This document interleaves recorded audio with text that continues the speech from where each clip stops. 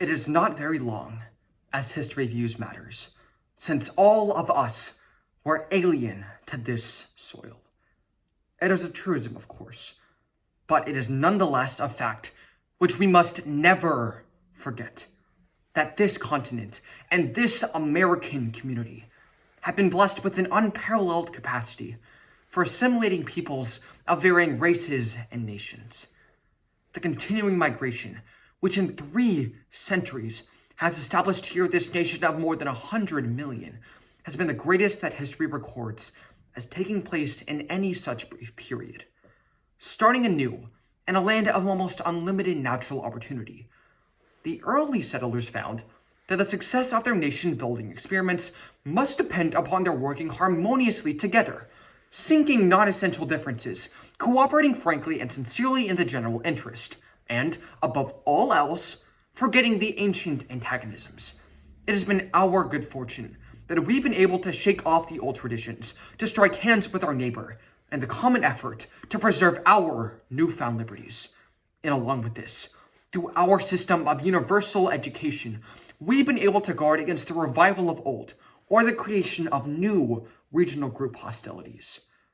It must be the hope of every American citizen to maintain here as a permanent establishment and as a perpetual inheritance for Americans of the future the full measure of benefits and advantages which our people have been privileged to enjoy. It is our earnest wish to cooperate and to help in every possible way in restoring the unfortunate countries of the old world. We want to help them to rid themselves of the bad traditions, the ancient animosities, the long-established hostilities. We want our America to continue to be an example and a demonstration that peace, harmony, cooperation, and a truly national patriotic sentiment may be established and perpetuated on an American scale. We believe our first great service to the old world will be improving this, and improving it, we shall be doing the things that will best equip us, spiritually and materially, to give the most effective help toward relieving the suffering nations of the old world. But in cherishing all that is best in the land of your origin, and in desiring the highest welfare of the people of the old home, the question arises as to how that result can best be secured. I know that there is no better American spirit than that which is exhibited by many of those who have recently come to our shores. It is my belief that those who live here and really want to help some other country can best accomplish that result by making themselves truly and wholly American. I mean by that, giving their first allegiance to this country, and always directing their actions in a course which will be first of all for the best interests of this country.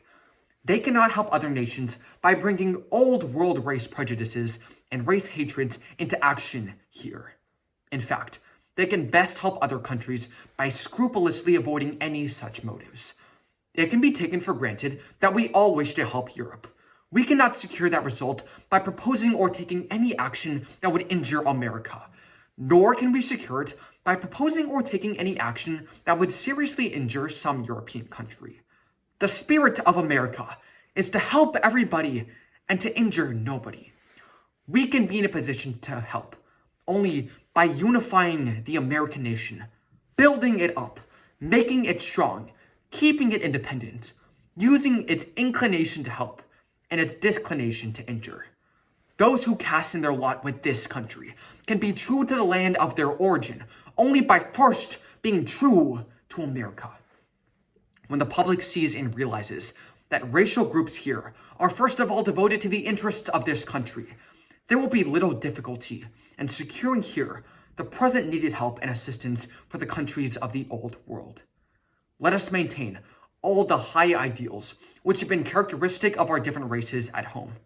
Let us keep our desire to help other lands as a great and broad principle, not to help in one place and do harm in another, but to render assistance everywhere. Let us remember also that the best method of promoting this action is by giving undivided allegiance to America, maintaining its institutions, supporting its government, and by leaving it internally harmonious, making it eternally powerful in promoting a reign of justice and mercy throughout the earth.